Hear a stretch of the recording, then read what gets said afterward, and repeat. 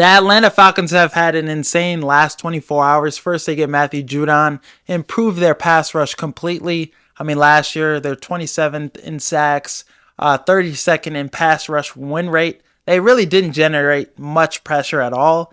Number 17 on their, the outside linebacker. Don't want to mispronounce his name, but he had 6 sacks last year. Pretty solid young pass rusher for them. But other than that, Grady Jarrett got hurt. So, you need a proven pass rusher, and you thought they were going to do that at pick 9 and get Dallas Turner or get, Latu. But they ended up going Michael Penix Jr., going that route. Getting Matthew Judon looks pretty great right now. This is a guy that, last year, he only played 4 games, but he had 4 sacks. The year before, 15 and a half sacks. Was a top 5 edge rusher in the league at that point. With the New England Patriots, who really don't have other guys other than Judon. It's a young defense that's, based on the premises of a unit, not those specific guys. But Judon, man, great veteran to have in the locker room. A guy that's going to teach the young guys and help elevate their game. And he could get after the quarterback at an elite level when healthy. So, 2 of the last 3 years, 12 plus sacks those seasons. So he's going to improve this defense tremendously. And they gave up a 3rd round pick. And that just shows that the Falcons are win now mode. But also have a plan for the future with Michael Penix Jr. He's 24 years old. He won't have to play probably till 2 years. But right now they're going to win. You got Matthew Judon. You got Kirk Cousins. The offense is going to look better. Raheem Morris is going to cook with Grady Jarrett, Matthew Judon, and David Onyemata, run stopper, defensive tackle from the Saints. Last year had a pretty good season. They even got Eddie Goldman on the defensive line. Who knows if he'll retire again, whatever. But their defensive line is going to be pretty fucking stout and a lot better than they were last year. Hopefully Grady Jarrett stays healthy this year. And then in the secondary, they already had Jesse Bates, 6 interceptions last year, 122 tackles. AJ Terrell, solid shutdown corner. He's locking shit down. And then you get Justin Simmons. You sign him to a 1-year, $8 million deal. Another veteran, another former Pro Bowl player, a guy that still could play at a high level even at the age of 30. Judon's 32.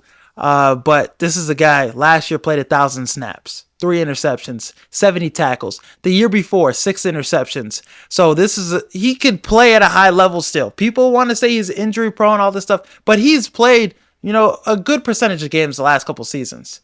And since 2016, since he entered the league, he leads the NFL in interceptions. He's a takeaway monster. Him and Bates, though, both of them combined together for 50 interceptions. As a career. So this is a safety duo that's going to be the best in the NFL.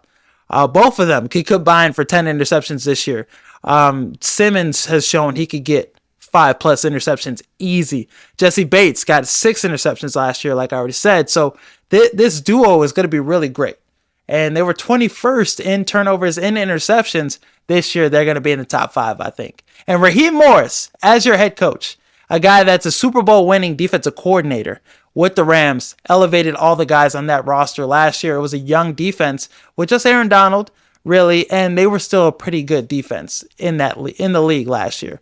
And the year before, solid ass defense. The year before that, they won the Super Bowl with Jalen Ramsey, Aaron Donald, Leonard Floyd.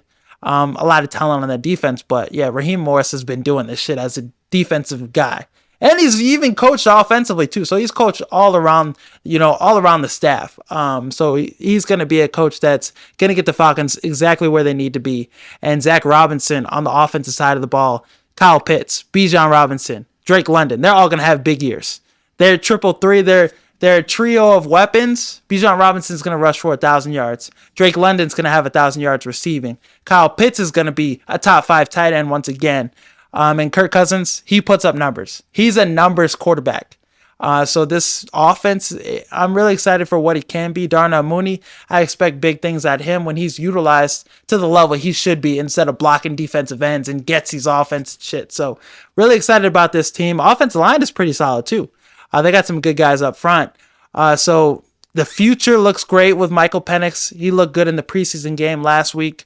And Kirk Cousins, he's going to learn behind him. So you're set for both, sides. You're set for right now and you're set for the future. And I think, like I said, Raheem Morris could be coach of the year. With these two additions and the additions you made on the offensive side of the ball this, offseason, you're going to have a top 10 defense. You're going to have a top 10 offense. You're going to win the NFC South.